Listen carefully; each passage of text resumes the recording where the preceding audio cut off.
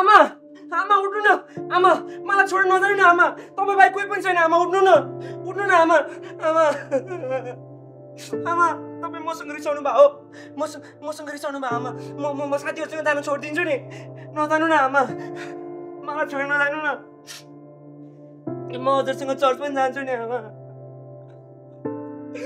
म बाइबल पनि पढ्छु अनि प्रार्थना पनि गर्छु नि आमा मलाई नछोडेर नजानु न आमा नजानु न आमा आमा आमा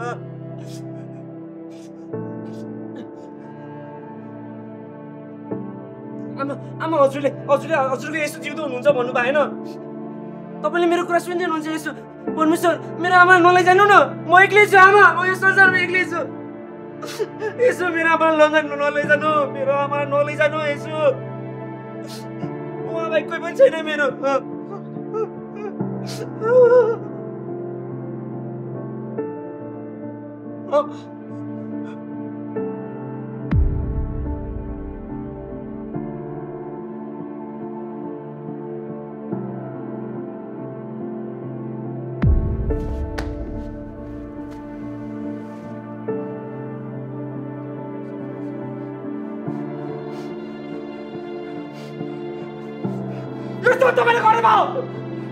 तपाईँले गर्नुभयो तपाईँ मेरो लागि मरिसक्नु भयो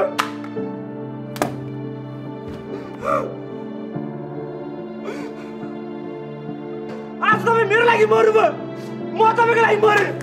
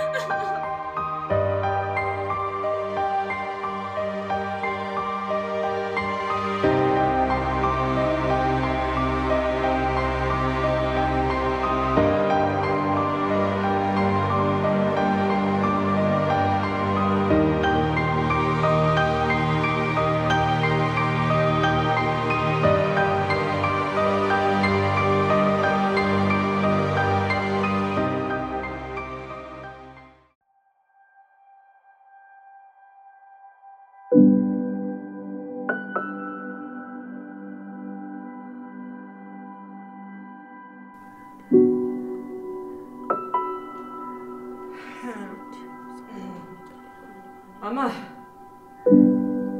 अरे बाबु उठिसकिस् आइज प्रार्थनाको समय भयो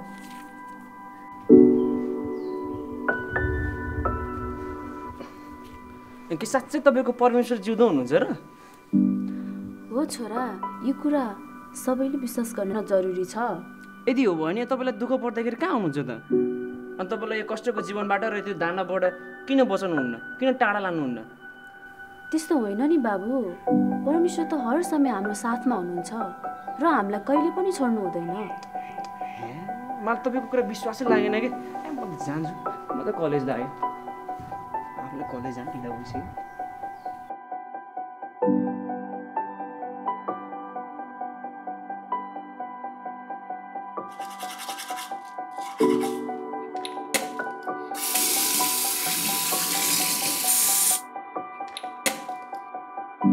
आमा खाना ल एकैछिन बाँकी सक्यो आमा म गएँ है ल भरे घर सिद्धि आइज है भन्दिएको छु फेरि ल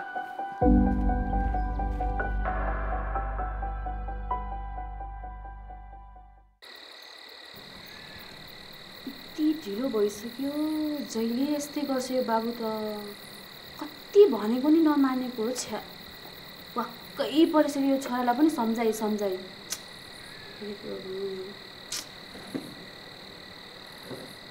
अरे प्रथम बाबु सवारी भयो राजाज्यूको? खासमा कुरा के नि आमा, त्यो आज कुन चाहिँ बाहना बनाउँछस् भन् त? सब थाहा छ मलाई तेरो नाटक। सरी आमा, भोलिदेखि म पक्का आउँछु भने, साँच्ची भने।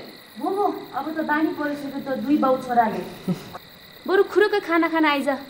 ए हस् हस्, हुन्छ। पाकेछ आमा खानामा आज। यो हाम्रो बत्तीलाई के भयो आज? बिजुलीको बिल नतिरेर काटेको रहेछ। तेरो बाउले तिर्नु पर्यो नि बिजुलीको बिल।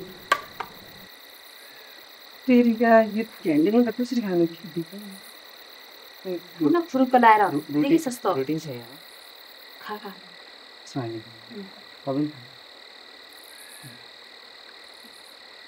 खा मिठो भएर खा नि ए ध्यान पर्नु नि।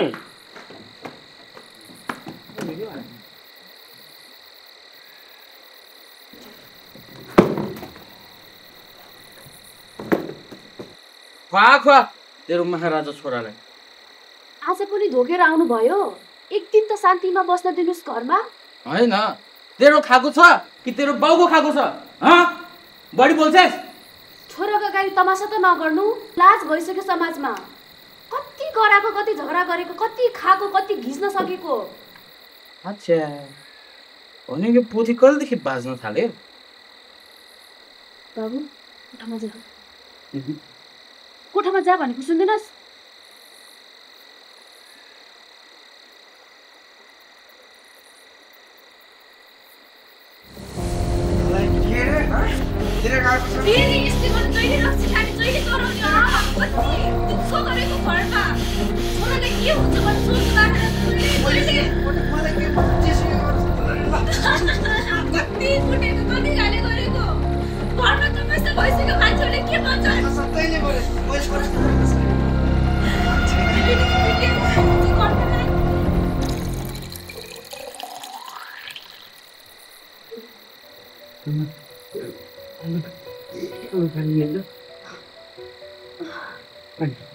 पानी खानु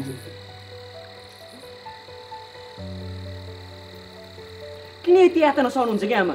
र कहिलेसम्म? यस्तै हो छोरा मेरो जीव। माफ गर्ने मानिस ठुलो हुन्छ नि। होइन, सहनु पनि एउटा सीमा हुन्छ नि। अब त अति नै भयो। मन्थली लाग्यो तर पनि ठिकै छ, सस्तो ओ प्रथम तिम्रो तान्छस्? म तान्ने गरेको छैन यार। यसले के तान्थ्यो अरे यार? तान्नको लागि हिम्मत चाहिन्छ, यससँग छैन यो।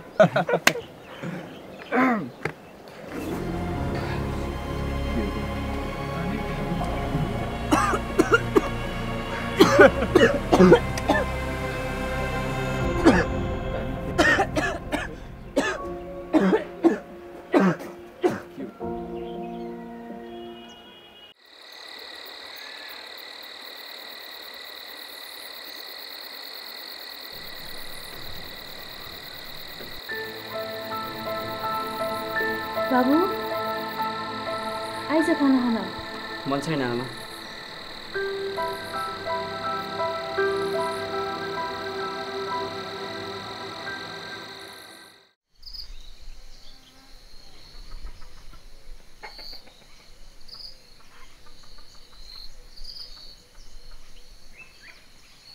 ए बुढी, प्रथम की आमा कहाँ गइछिन् तिमी? प्रथम की आमा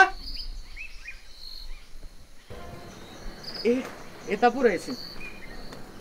सुन न बुढी, मलाई थोरै पैसा चाहिएको थियो। किन? फेरि रक्सी खान? त्यो होइन, त्यो बिल तिर्न थियो। बिल तिर्न। बिल मैले तिरिसकेँ। म त एक पैसा दिनेवाला छैन।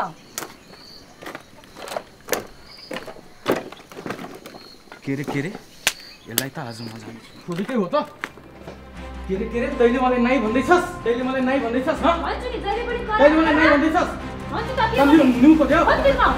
तँलाई त अर्काको घरमा काम गर्न जाने, अर्काको घरमा काम गर्न जाने, दुनियाँको कानुन नाक काट्ने, अनि के रे पकड जाने, पकड जाने काम गयो। यसलाई त आज म मारिदिन्छु। कहाँ गएछ तँ?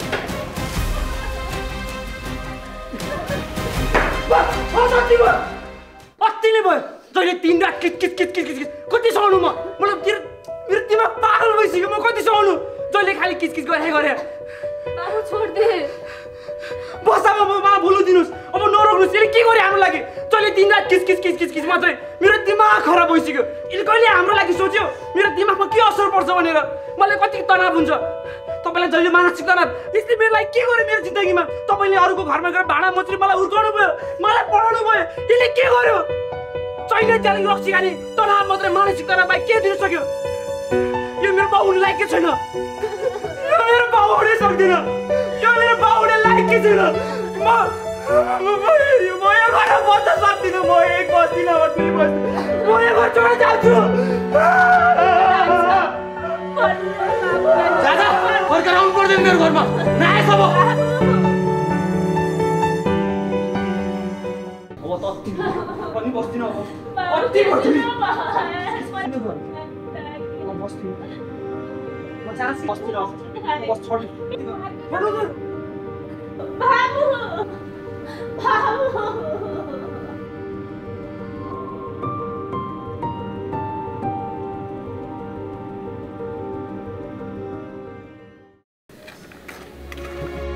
बाबुहरू मेरो प्रथममा देखेको छौ छैन नि आन्टी आजभोलि त कलेज पनि आउँदैन होइन र कहाँ गयो होला फेरि म कहाँ खोज्छु त्यसलाई कहाँ गयो होला यो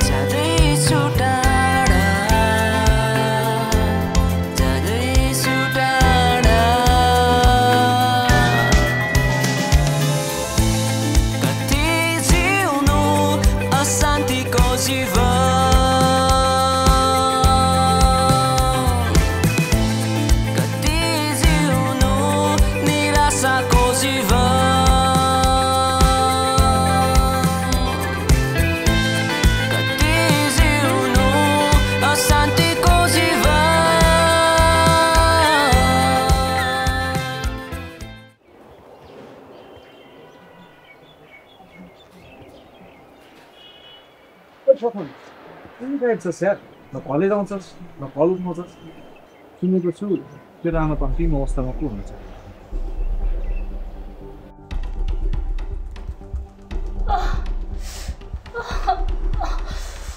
आमा आमा के भयो तपाईलाई आमा के भएको छैन बाबु चिन्ता नगर न म ठिकै छु हल्का गाह्रो मात्रै भएको हो म ठिक छु बाबु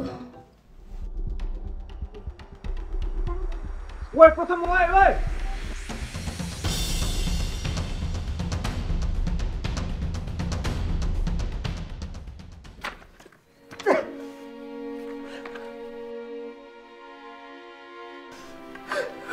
बाबु मलाई छोडेर नजान त पनि जान्छस् बाबु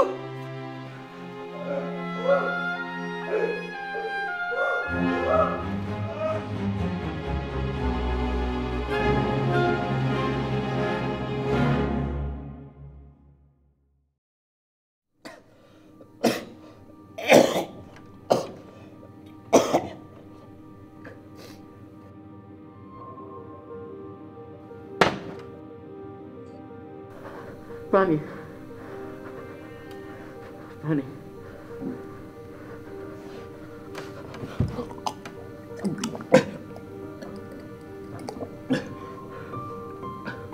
बाबु त आइस बाबु त आइसकिस् म तपाईँको लागि आएको होइन म नागरिकता लिन आएको आफ्नो पासपोर्ट बनाउनको लागि बाबु तेरो म प्रतिको घृणा स्वाभाविकै हो बाबु मैले तिमीलाई कहिले खुसी दिन सकिनँ म पापी हुँ मलाई माफ गरिदे बाबु मलाई माफ गरिदे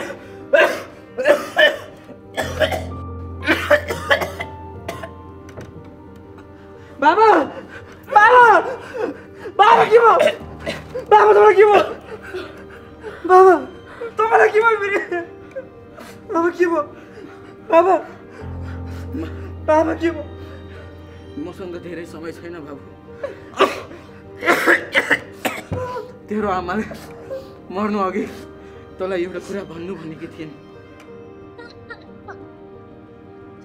बुढे पैसा दे त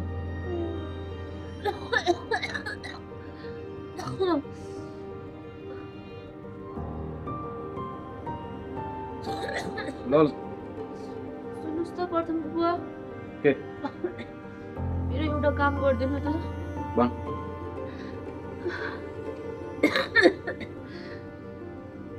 यो बाइबल प्रथम आइसिदिनु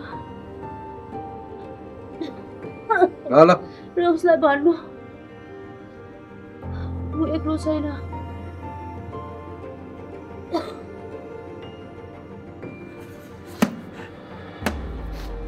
ल बाबु यो सत्यलाई मैले लुकाउन सकिनँ तेरो आमा सही थिइन् प्रभु जिउँदो हुनुहुन्छ बाबा त्यस्तो छैन त्यस्तो नगर्नु बाबा छैनस् तपाईँ भाइ कोही पनि छैन हो त मेरो बाबा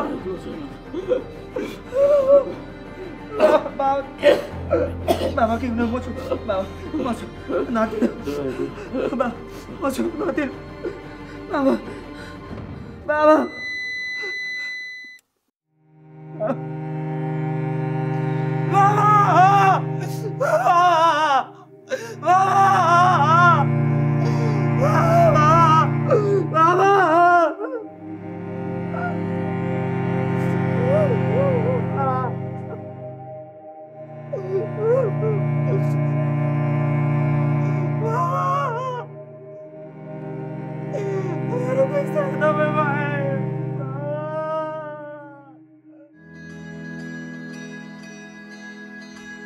लेखिएको छ म तिमीहरूलाई एउटा नयाँ हृदय दिनेछु र तिमीहरूभित्र म नयाँ आत्मा हालिदिनेछु तिमीहरूबाट ढुङ्गाको हृदय निकालेर म त्यसको सट्टामा तिमीहरूलाई मासुको हृदय दिनेछु